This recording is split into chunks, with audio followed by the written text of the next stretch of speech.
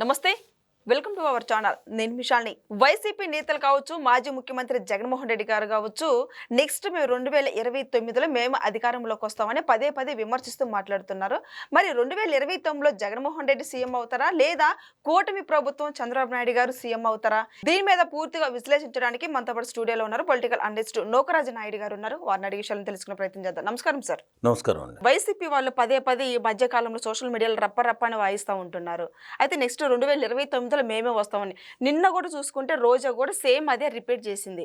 Next మేము అధికారంలోకి వస్తే మీ అంత ఒక్కొక్కరు అంత తేలుస్తామని మాట్లాడుతుంది. అయితే నెక్స్ట్ అసలు వైసీపీ పార్టీ అధికారంలో ఉంటుందా 2029లో, లేదా కూటమి ప్రభుత్వమే అధికారంలోకి వచ్చిందంటే ఏం చెప్తారు సార్? రోజా గురించి మాట్లాడాలండి. ఎస్, రోజా గారు ఖచ్చితంగా 11 సీట్లను 5 సీట్లకు తీసుకొచ్చే బాధ్యత ఆమె తీసుకున్నారని చెప్పుకోవచ్చు. ఎందుకంటే ఏమీ చేయట్లేదని చెప్తుంది ఆమె.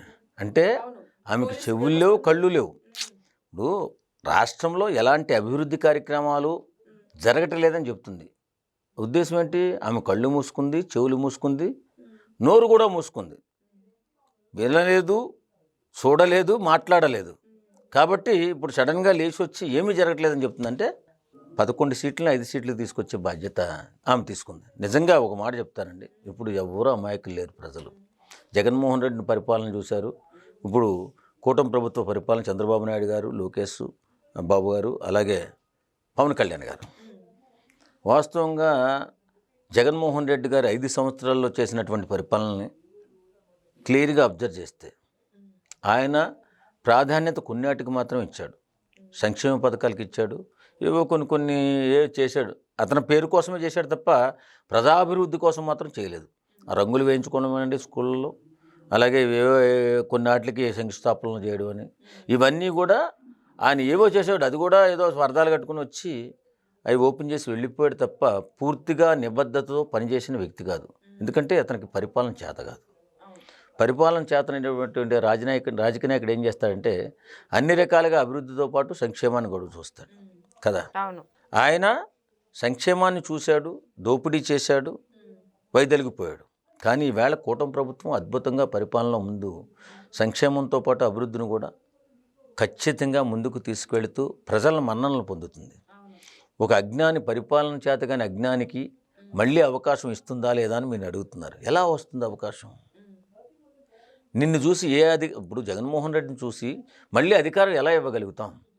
నువ్వు పరిపాలన సక్రమంగా చేసుంటే, చక్కటి పరిపాలన చేసుంటే ప్రజలు ఆటోమేటిక్గా వాళ్ళే టర్న్ అవుతారు. జగన్మోహన్ రెడ్డి బాగా చేశాడు, చాలా తెలివిగా చేశాడు, ముందు చూపుతో చేశాడని. లేదు కదా.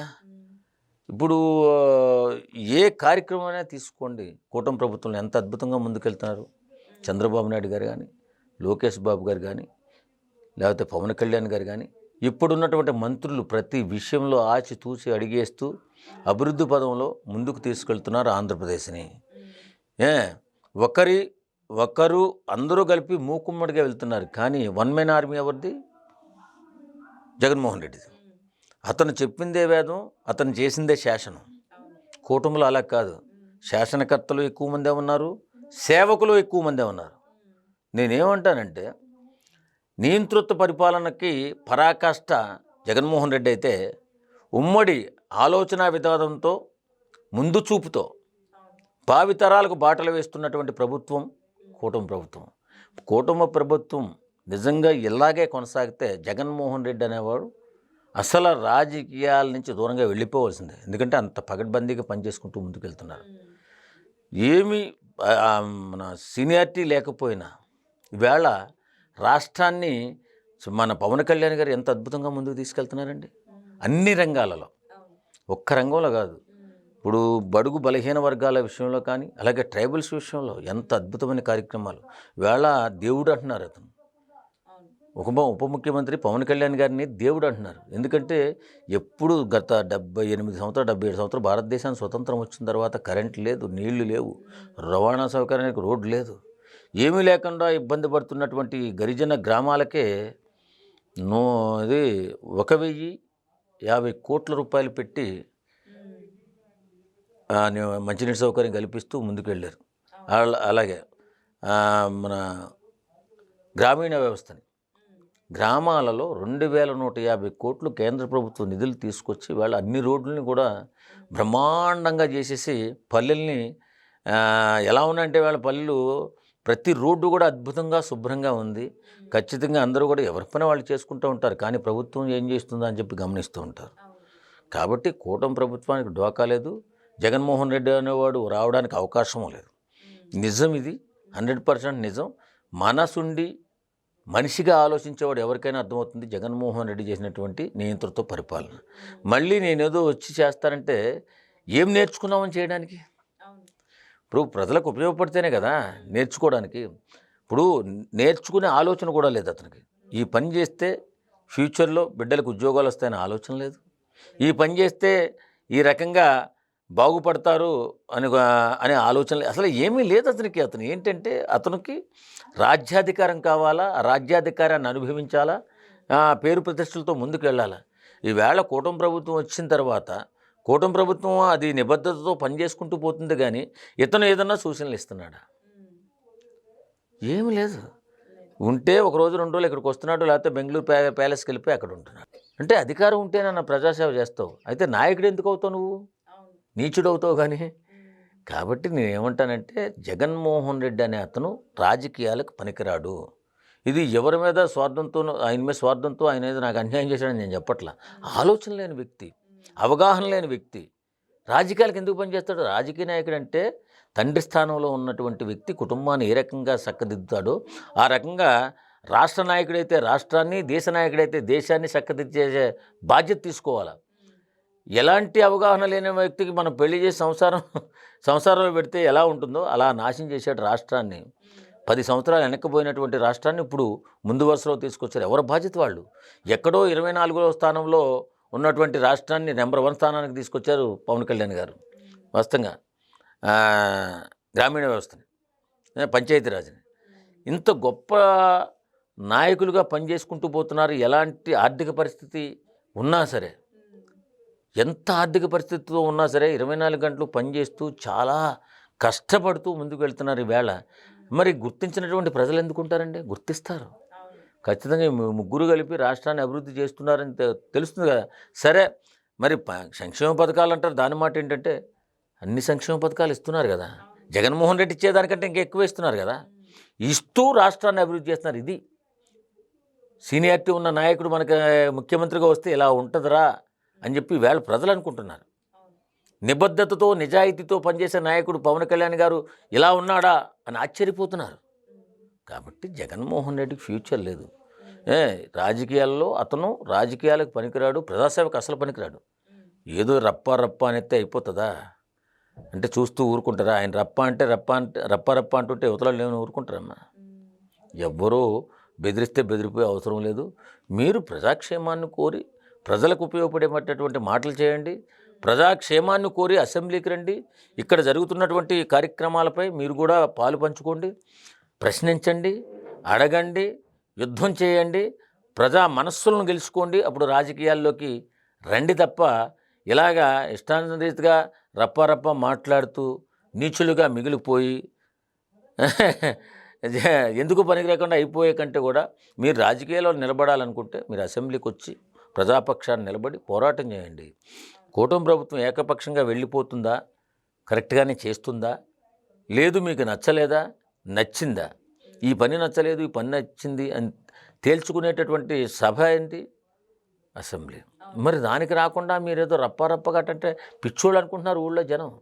ఊళ్ళల్లో ఇదేంట్రా ఇటు పిచ్చిగానే కింద రప్ప అంటాడు. ఏళ్ళేదో తెలుగు తక్కువ ఏదో కుర్రోళ్ళు ఏదో మాట్లాడుతుంటే 5 సంవత్సరాలు ముఖ్యమంత్రిగా చేసిన తెలివి తక్కువ మేధావి కనీసం బుద్ధి జ్ఞానం ఉండాలి కదా మాట్లాడేటప్పుడు. వాళ్ళంటే ఈయన కూడా రప్ప అంటున్నాడు, సిగ్గు లేదా అని చెప్పి అందరూ కూడా ఆడిపోచుకుంటున్నారు. కాబట్టి నువ్వు ప్రజానాయకుడిగా నిలబడాలనుకుంటే, ప్రజాక్షేత్రంలో నిలబడాలనుకుంటే ఇలాంటి రప్ప మాటలు మానేసి ప్రజాక్షేమం గురించి ఏం చేస్తే బాగుంటుందని ప్రభుత్వానికి సూచనలు ఇస్తూ ముందుకెళ్తే బాగుంటుందని కోరుకు. సార్, జగన్మోహన్ రెడ్డి సతీమణి భారతిరెడ్డి గారు రాజకీయాల్లోకి రాబోతున్నారు ఇంకా అని వైసీపీ లీడర్లోనే చర్చ జరుగుతుంది. ఏమంటారు సార్? అంటే మేము సామాన్యంగా ఊళ్ళలో ఎక్కువ పని తిరుగుతుంటాం. మేము వేరే పని మీద కానీ ఊళ్ళలో తిరుగుతుంటాం, రాష్ట్రాలు వెళ్తుంటాం.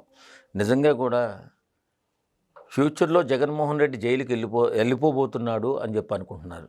ఎందుకంటే అతను చేసిన అరాచకం, అతను చేసిన దోపిడీ, వైసీపీ ప్రభుత్వం 5 సంవత్సరాల కాలంలో భారీ ఎత్తున దోపిడీకి పాల్పడి ప్రతి నాయకుడు కూడా ఆ, దోపిడీదారుడిగా మిగిలిపోయాడు.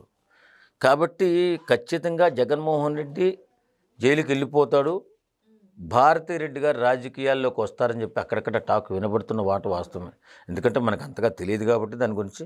భారతిరెడ్డి గారు రాజకీయాల్లోకి వస్తారు అని ఆర్థిక నేరాలు చేశారు అందరూ. చాలా వరకు ఆర్థిక నేరస్తులుగా మిగిలిపోయారు. 100 కోట్లు 1000 కోట్లు దోశారు. వైసీపీ లీడర్ల నేతలు మిథున్ రెడ్డి ఆస్తులు చూసుకున్నట్టయితే డబల్ ఆస్తులు 5 సంవత్సరాలు సంపాదించుకుని ఉన్నారండి సార్. ఇక్కడిక్కడే కాదని ఇతర దేశాల్లో కూడా దాచేశారు వీళ్ళు. రాష్ట్రాన్ని సర్వనాశనం చేసేశారు, విధ్వంసం చేసేశారు. దాన్ని పూడ్చలేక ఈవేళ కూటమి ప్రభుత్వంలో ఉన్నటువంటి మన చంద్రబాబు నాయుడు గారు కానీ పవన్ కళ్యాణ్ కానీ చాలా ఇబ్బందులు పడుతున్నారు. అది పక్కన పెడితే జరుగుతున్న పరిణామం జనాలకు తెలిసిపోతుంది. ఏంటి, జగన్మోహన్ రెడ్డి అనేవాడు ఖచ్చితంగా జైలుకి వెళ్ళిపోతాడు. వెళ్ళిపోయిన తర్వాత భారతిరెడ్డి బోరుని ఏడుస్తూ నా భర్తని అన్యాయంగా అరెస్ట్ చేశారని చెప్పుకుని ముందుకొచ్చి గెలవాలని ప్రయత్నం చేస్తుంది అనేటటువంటి బోగట్ట వినబడుతుంది అక్కడక్కడ. ఏమో ఇది ఎక్కడ పాసిబుల్ రా బాబు అని చెప్పి మాలంటోళ్ళు అనుకుంటాం. ఇప్పుడు ఇతను తప్పు చేసి జైలుకి వెళ్ళిపోతే ఆమె వచ్చి పోటీ చేస్తే గెలిపించేస్తారా? ఏదేమైనా ఇలా చేస్తూ ఉంటే ఇప్పుడు యువత భవిష్యత్తు నాశనం అయిపోద్ది. ఎవరైనా సరే ఇతను జైలుకి వెళ్ళిపోయి ఆమె వచ్చినా చూడ ఆమెనైనా నమ్మకూడదు. ఎందుకంటే ఆమె రాజకీయాల్లో రావడానికి ప్రధాన కారణం అలా తన భర్త జైలుకి వెళ్ళిపోయిన తర్వాత మాత్రమే వస్తుంది, ఆయన ఉండగా రాదు. కాబట్టి ఆమె వస్తుంది అంటే వాళ్ళకు కూడా తెలిసిపోయింది, సూచన తెలిసిపోయింది జైలుకి వెళ్ళిపోతాడు జగన్మోహన్ రెడ్డిని. అంత ఘోరంగా దోపిడీ జరిగిపోయింది కదా. ఆర్థిక నేరాలు చేసేసారు వీళ్ళు. ఈ ఇండియాలోనే అత్యంత ఆర్థిక నేరస్తుడు జగన్మోహన్ రెడ్డి అని చెప్పి కూడా చెప్పుకుంటున్నారు. రాజకీయాలు అడ్డు పెట్టుకుని ఇంత దోపిడీ చేస్తే రేపు పొద్దున్న చట్టాలు చూస్తూ ఊరుకోవండి. కంటికి కనపడతా ఉంటుంది. ఆస్తులు ఎన్ని దాచుకున్నా కొన్ని అయితే కనపడతాయి కదా. ఇప్పటికే 48,000 కోట్లు ఎన్నో పట్టుబడ్డాడు. అవి కాకుండా ఇంకా చాలా ఈ 5 సంవత్సరాలు చేసిన దోపిడీ ఎంతో 30,000 కోట్లు 40,000 కోట్లు లెక్కల్లోనే కనపడుతుంది. ఇవన్నీ అడ్డు పెట్టుకుని ఏ అవాంతరము రాకపోతే జగన్మోహన్ రెడ్డికి ఓటుకి 5,000 10,000 ఇచ్చి కొనేసి ఈసారి ఎట్లా పరిస్థితుల్లోనైనా సరే కూటమి ప్రభుత్వాన్ని పడగొట్టి గద్దెక్కాలని ప్రయత్నం చేస్తున్నాడు. ఏదేమైనా ప్రజలు అంత తెలివి తక్కువగా ఉంటారని చెప్పి అయితే నేను అనుకోను. ఎందుకంటే జగన్మోహన్ రెడ్డి ఎంత దోపిడీదారుడో అందరికీ తెలుసు. పోయినసారి ఏంటంటే అభిమానం, వాళ్ళ తండ్రి గారి మీద ఉన్న అభిమానంతో ఏదైనా చేయగలుగుతాడు ఇతను. ఒక కుర్రోడు కదా, యువకుడు కదా, ఏదైనా చేస్తే రాష్ట్ర అభివృద్ధి జరుగుతుంది కదా, విడిపోయిన రాష్ట్రం ఇప్పుడిప్పుడే మొలకెత్తుతుంది కదా అనుకుంటే వచ్చి తుంచిపడేశాడు ఇతను. ఎక్కడో కూడా అభివృద్ధి లేకుండా సర్వనాశనం చేశాడు. రాజధాని నాశనం చేశాడు, పోలవరం నాశనం చేశాడు, రోడ్డు రవాణా వ్యవస్థను నాశనం చేశాడు. పూర్తిగా దోపిడీకి అలవాటు పడిపోయి ఇష్టాన్న రీతిగా దోసేసుకున్నారు. ఈవేళ అవన్నీ బయటకు వచ్చిన తర్వాత ఒక్కరొక్కరు లోపల పోతున్నారు. తర్వాత జగన్మోహన్ రెడ్డి వెళ్ళిపోతాడు. తర్వాత మన వారి సతీమణి భారతిరెడ్డి గారు వస్తారని చెప్పి అంటున్నారు. మరి అది ఎంతవరకు వాస్తవమో. మరి రాజకీయాలలో మరి ఇలాగా వంశపారపర్యంగా వచ్చేసి దోపిడీ చేసిన వాడు జైలుకి పోయి ఉన్నవాళ్ళు వచ్చి మళ్ళీ వచ్చి వాళ్ళే దోపిడీ చేసుకుంటే మరి కష్టం కదా. కాబట్టి అలాంటి వాళ్ళని నమ్మకూడదు. భారతిరెడ్డి గారు వచ్చినా లేకపోతే విజయమ్మ గారు వచ్చినా ఇలాంటి ఏంటంటే సెంటిమెంట్గా వచ్చేద్దామని ప్రయత్నం చేస్తున్నారు. జగన్మోహన్ రెడ్డి మొదలైందే సెంటిమెంట్ జీవితం. ఏదో సింపతితో వచ్చేయాలని ఆలోచనతో వచ్చేస్తా అనుకుంటున్నాడు. దాని గురించి చెప్తే చాలా హాస్యాస్పదంగా ఉంటుంది. భారతమ్మ గారు ఎక్కడికో వెళ్ళిపోతారు, అమెరికాకు ఎక్కడికో మళ్ళీ ఎలక్షన్ ముందు. నిజంగా ఏదేమైనా మనం నవ్వుకోవడం కాదు కానీ నిజంగా ప్రజా సంక్షేమాన్ని కాంక్షించినటువంటి ఏ వ్యక్తిని గెలిపించుకోకూడదు. బిడ్డల భవిష్యత్తు నాశనం అయిపోద్ది. ముందు చూపు ఉండదు, తెలివితేటలు ఉండవు, రాష్ట్రాన్ని ఎలా గాడిలో పెట్టాలో తెలియదు. కాబట్టి జగన్మోహన్ రెడ్డికి లాస్ట్ ఎన్నికలు అయిపోయాయి, ఇంకా లేదు, ఎన్నిక లేదు. అది మాత్రం నిజం అని చెప్పి ప్రజలు అనుకుంటున్నారు. లేదు ఇలా చెడ్డ పేరు వచ్చినా సరే భారతిరెడ్డిని తీసుకుని ముందు పెడతాడేమో అని కూడా అనుమానాలు వస్తున్నాయి. కాబట్టి ఏదేమైనా జగన్మోహన్ రెడ్డి అండ్ టీం చేస్తున్నటువంటి ఈ ప్రయత్నాలన్నీ కూడా బెడ్స్ కొడితే తప్ప ఫలించవు. ఖచ్చితంగా జగన్మోహన్ రెడ్డి రాజకీయాలకు పనికిరాడు. Thank you sir. Thank you.